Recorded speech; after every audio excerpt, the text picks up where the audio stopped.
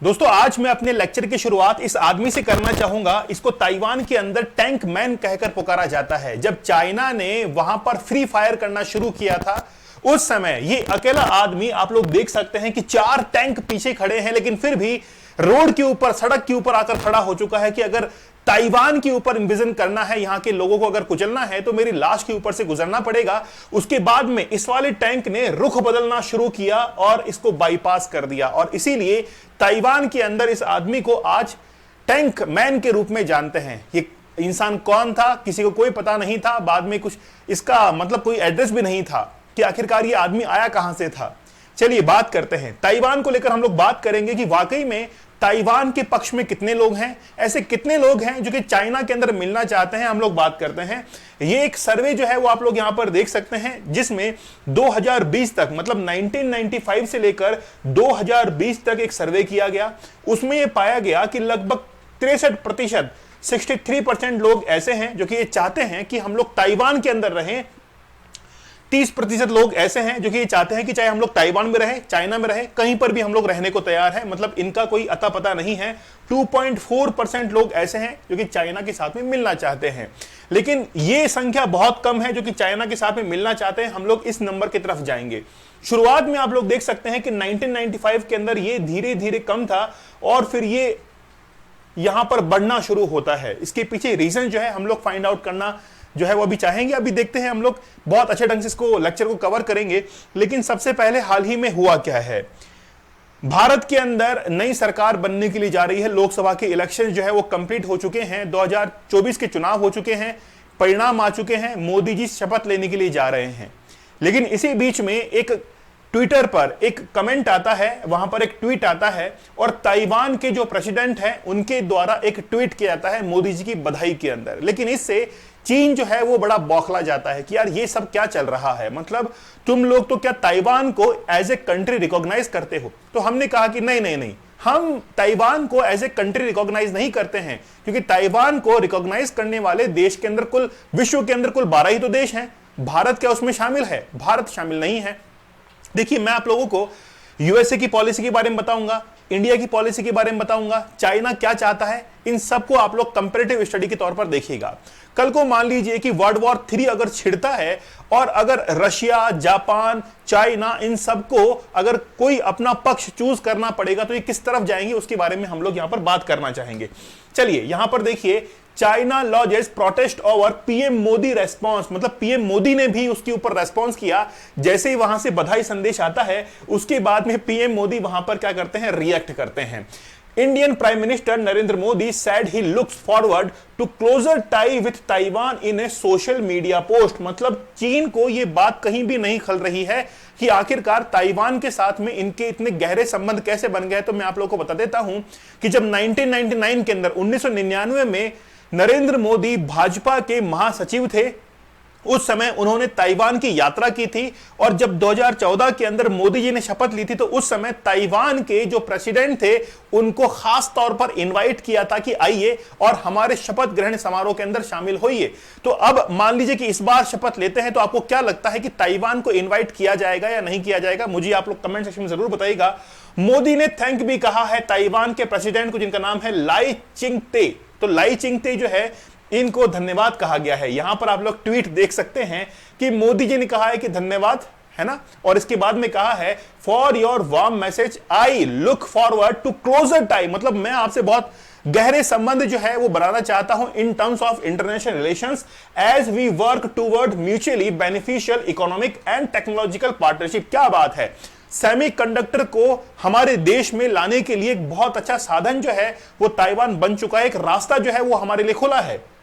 वहीं पर ही पहले ताइवान के राष्ट्रपति की तरफ से एक कमेंट आता है, वहां पर ट्वीट आता है कि कांग्रेचुलेट उन्होंने किया था प्रधानमंत्री मोदी के विक्ट्री के ऊपर। तो चलिए हम लोग बहुत अच्छे से इसको कवर करते हैं। यहां पर आप लोग देख सकते हैं इन्होंने बहुत अच्छे तौर पर अभिवादन किया है। देखिए, पूरे विश्व के अंदर कुल 12 ही कंट्रियां ऐसी हैं जो कि ताइवान को एज ए कंट्री रिकॉग्नाइज करती है। ताइवान की अगर हम लोग बात करें तो ताइवान पर पहले, यानी कि वर्ल्ड वॉर जो 2 था उससे पहले जापान का शासन यहां पर हुआ करता था। जापान की कॉलोनाइज ये एक आइलैंड था। उसके बाद में चाइना ने इसको एनकॉर्च किया और 1949 के अंदर जब चाइना देश बना था तो उस समय भारत ने सबसे पहले चाइना को एक देश के तौर पर, एक कंट्री के तौर पर रिकॉग्नाइज किया था, लेकिन चाइना इस चीज को भूल जाता है।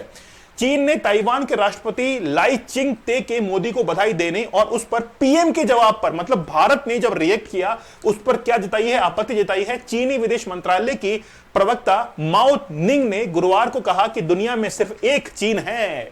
मतलब चीन कह रहा है कि दुनिया में सिर्फ एक ही चीन है, ताइवान को आप एक अलग कंट्री के तौर पर मत देखो, ताइवान चीन का ही एक हिस्सा है। चीन ताइवान को अलग देश मानकर उससे रिश्ते रखने वाले देशों का विरोध करता है। मतलब भारत अगर रिश्ता रखता है ताइवान के साथ में तो चीन इसका विरोध करता है। मतलब तुम्हारे सपोर्ट की हमको जरूरत भी नहीं है। अगर तुम्हारे सपोर्ट की जरूरत होती तो गलवान वैली का जो इंसिडेंट है वो 2020 का, वो अब तक हम लोग भूले नहीं हैं। 1962 के अंदर चाइना ने डोकलाम के अंदर जिस तरीके से इन्विजन किया था उसको भी हम लोग भूले नहीं। तो तुम्हारे विरोध का हम लोग क्या सामना कर नहीं सकते हैं क्या? उन्होंने कहा कि दुनिया एक चीन के सिद्धांत को मानती है, इसी आधार पर वह दुनिया भर में देशों के साथ संबंध बनाता है। ठीक है, मतलब वन चाइना पॉलिसी, भारत भी उन देशों में है जो वन चाइना पॉलिसी का समर्थन करता है। हाँ बिल्कुल हम लोग समर्थन करते हैं, लेकिन इसके पीछे रीजन भी कुछ और है। ऐसे में प्रधानमंत्री मोदी को ताइवान के राष्ट्रपति की बधाई का विरोध करना चाहिए था। ऐसा कहना किसका है? चाइना का कहना है। तो क्या वाकई में विरोध करेंगे? नहीं, हम लोग विरोध नहीं करेंगे। लेकिन उससे पहले अल्कोहल के एडिक्शन के कोर्स के बारे में आप लोगों को बता देता हूं। बड़ा जबरदस्त कोर्स है, बहुत मेहनत इसके अंदर लगती है। आप लोग वेबसाइट को विजिट कीजिएगा और एप्लीकेशन आप लोगों के लिए बनकर तैयार है। जैसे ही आप लोग इस कोर्स को परचेज करेंगे कुछ समय बाद आपको ऐप के ऊपर स्विच कर दिया जाएगा, घबराने की आवश्यकता नहीं है। 31 टेक्निक्स में आप लोग को बता रहा हूं कि आप लोग अल्कोहल से कैसे क्विट कर सकते हैं। इसके साथ में रियल लाइफ स्टोरीज, बहुत कुछ मैटर है। अल्कोहल कूपन कोड यूज करके आप लोग जरूर इसको अनवेल कीजिएगा, ठीक है, अवेल कीजिएगा और 30% एक्स्ट्रा डिस्काउंट भी आप लोगों को मिलेगा। पोर्नोग्राफी अगर आप लोग देखते हैं जो कि आपके माइंड के कंसंट्रेशन फोकस को खराब कर रही है तो जरूर इस चैलेंज को लीजिएगा, 75 डेज हार्ड चैलेंज को। ये छोटे से चैलेंज है, जिंदगी के अंदर बहुत बड़े बड़े चैलेंज आते हैं, अगर वो आपको बहुत बेहतरीन तरीके से कंप्लीट करने हैं तो पहले इन छोटे चैलेंजेस को कंप्लीट कर लीजिए। अमेजन पर ई बुक है, जरूर देखिएगा। चलिए बात करते हैं चाइना की। चाइना और ताइवान के बीच में आखिरकार इतना कॉन्फ्लिक्ट जो है वो है क्यों? रीजन पहले फाइंड आउट करते हैं। 1949 के अंदर चाइना एक देश के रूप में रिकॉग्नाइज होता है। उससे पहले वर्ल्ड वॉर सेकंड हो चुका होता है 1939 से लेकर 1944 तक। उस समय जापान ने अधिकार किया हुआ था ताइवान के ऊपर, लेकिन जैसे ही वर्ल्ड वॉर के अंदर जापान की हार होती है तो वो ताइवान के ऊपर भी अपना अधिकार छोड़ देता है और इसके बाद में चाइना वहां पर अपना अधिकार जमा लेता है। 45 सालों तक बहुत कुछ अच्छा चल रहा होता है, चाइना और ताइवान के बीच में इतना कोई खटास नहीं आती है। लेकिन धीरे धीरे जैसे ही चाइना ने वहां पर अपने प्लेन्स भेजना शुरू किए, एयरक्राफ्ट भेजना शुरू किए, फाइटर जेट्स वहां पे भेजना शुरू किए, तो ताइवान को यह लगने लगा कि कहीं ना कहीं चाइना जो है वो हमको कैप्चर करना चाहता है। ताइवान इससे खुश नहीं था। मैं आपको थोड़ा सा समराइज करके इस चीज को बता रहा हूं, ठीक है? अच्छा, तो ये बेसिकली कॉन्फ्लिक्ट जो है वो रहा है। यहां पर आप लोग देख सकते हैं कि ताइवान जो है वो चाइना से लगभग 160 किलोमीटर दूर है।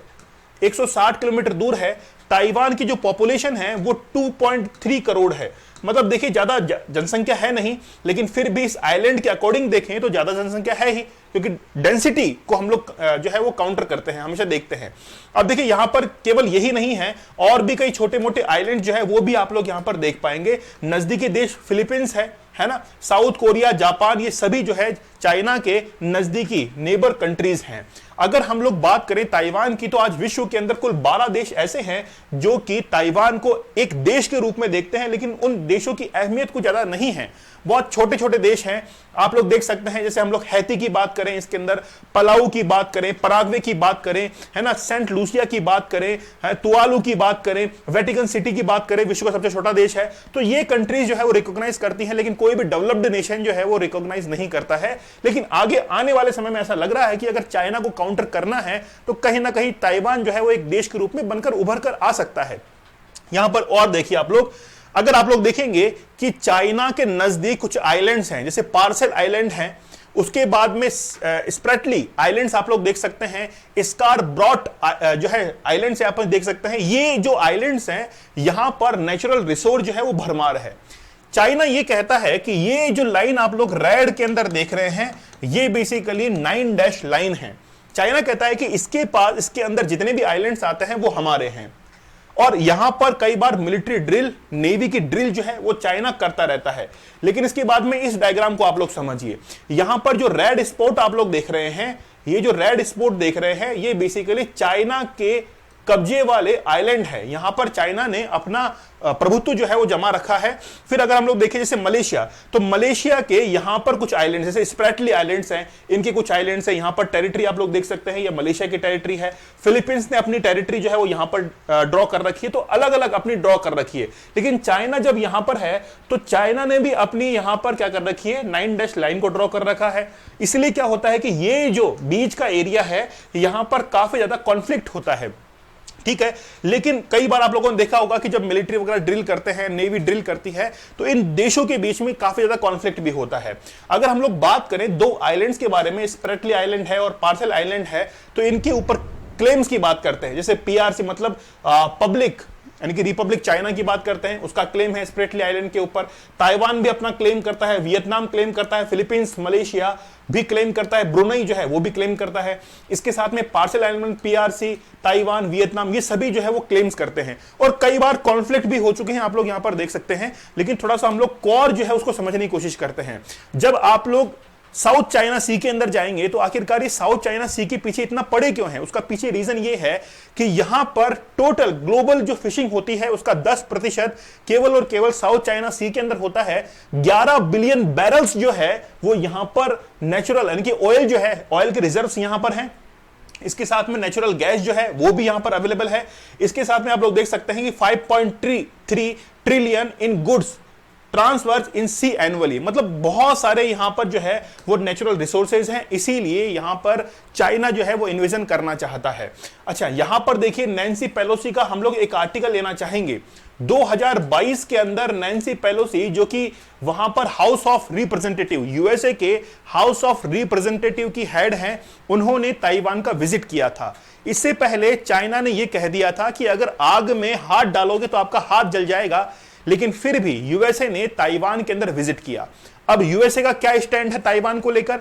यूएसए का यह स्टैंड है कि भाई ठीक है, हम लोग ताइवान को एक देश के रूप में नहीं मानते हैं, चाइना का एक हिस्सा मानते हैं, लेकिन अगर कल को आपने वहां पर इन्वेजन किया, वहां पर अपने एयरक्राफ्ट को भेजा, वहां पर अगर हथियारों का इस्तेमाल किया, तो फिर हम जो है वो ताइवान की तरफ चले जाएंगे। इसलिए 2022 के अंदर जब नैन्सी पेलोसी ने विजिट किया था ताइवान के अंदर, तो चाइना ने इसका भारी विरोध किया था। भारत क्या चाहता है? भारत देखिए किस तरीके से देखता है, भारत 2 स्टेट पॉलिसी को देखता है। जैसे भी इजराइल और बात है पैलेस्टाइन की, तो वहां पर भी हमारा 2 स्टेट पॉलिसी का एक जो है प्रिंसिपल रहा है। यहां पर भी चाइना और ताइवान को लेकर 2 स्टेट पॉलिसी का प्रिंसिपल हमारा ऑलरेडी बना हुआ है। ताइवान के साथ में हम लोग रिश्ते इसलिए अच्छा करना चाहते हैं, उसके पीछे बैकग्राउंड है 1962 के अंदर चाइना ने जिस तरीके से इंडिया के ऊपर आक्रमण किया, उसके बाद में आप देखिए गलवान का क्लैश देखिए आप, और उससे पहले कई बार जो है वो चाइना ने कोशिशें की और अब भी जो है वो कोशिशें करता रहता है। इसलिए भारत का स्टैंड है कि हम लोग ताइवान के साथ जाएंगे, कम से कम हमको टेक्नोलॉजी के हेल्प के अंदर सेमीकंडक्टर तो वहां से मिलेगा, चाइना से हमको कुछ भी नहीं मिलने वाला है। अगर हम लोग रशिया की बात करें तो रशिया जो है वो हेल्प करने वाला है डेफिनेटली चाइना की। अगर कल को चाइना जो है वो इन्वेजन करता है ताइवान के ऊपर, तो रशिया हेल्प करेगा। जापान जो है वो यूएसए की हेल्प करेगा, और यूएसए जो है वो किसकी हेल्प करेगा? ताइवान की हेल्प करेगा। इसीलिए यूएसए और ताइवान के बीच में हम लोग रिलेशंस को देखें, यूएसए और ताइवान के बीच में रिलेशंस को देखें, तो ताइवान जो है वो पैसा देता है यूएसए को, और यूएसए जो है वो हथियार भिजवाता है, वेपन जो है वो ताइवान को देता है। इसीलिए इनडायरेक्टली, अप्रत्यक्ष रूप से यूएसए सपोर्ट करता है ताइवान को। तो भी हाल ही के अंदर मोदी जी जब प्रधानमंत्री बनने के लिए जा रहे हैं, तो ताइवान के राष्ट्रपति की तरफ से एक बधाई संदेश आता है, और प्रॉब्लम किसको होती है? चाइना को प्रॉब्लम होती है, ठीक है। लेकिन हमको कोई फर्क जो है उससे पड़ने वाला नहीं है। आपकी कोई राय हो तो मुझे आप लोग कमेंट सेक्शन में जरूर बताइएगा। आप लोग हमारे 31 डेज हार्ड चैलेंज के साथ में जरूर जुड़िए। किसी भी कोर्स में देखिए, एडिक्शन जैसे कोर्स के अंदर बहुत मेहनत लगती है, टेक्निक्स बहुत अच्छे से समझनी पड़ती हैं, बतानी पड़ती हैं, साइकोलॉजिकली उसका इंपैक्ट भी होना चाहिए, हर चीज को समझ के और फिर आप लोगों के लिए प्रेजेंट करते हैं। तो आप लोग इस कोर्स के साथ में जरूर जुड़िए, चाहे अल्कोहल को कंज्यूम करते हैं या नहीं करते हैं, आप किसी भी एडिक्शन के अंदर है, मोबाइल फोन के एडिक्शन में है, वहां पर भी टेक्निक्स जो है वो हेल्प करती हैं। वेबसाइट पे विजिट कीजिएगा, अल्कोहल कूपन कोड आप लोग जरूर यूज कीजिएगा। अगर आप लोग पोर्नोग्राफी को देखते हैं तो मैं आप लोगों से वाकई में एक बात, सही बात कहना चाहूंगा, ऑनेस्टली कहना चाहूंगा उससे आपका कंसंट्रेशन, फोकस की धज्जियां उड़ जाती हैं। अगर आपको किसी एग्जाम में या बिजनेस में सफलता हासिल करनी है तो आप लोग जरूर हमारे 75 डेज के हार्ड चैलेंज के साथ में जरूर जुड़िएगा। इसमें 75 टेक्निक्स मैंने आप लोगों को बताई हैं, हर दिन एक टेक्निक बताई है, 75 रियल स्टोरीज मैंने बताई हैं, ताकि आप लोग इस पोर्नोग्राफिक कंटेंट से बाहर निकल सके। तो जरूर ज्वाइन कीजिएगा, वेबसाइट को विजिट कीजिएगा और जल्द ही एप्लीकेशन पर भी आप लोगों से मुलाकात होगी। मिलते हैं आप लोगों से अगले सेशन में, तब तक धन्यवाद, थैंक यू, जय हिंद।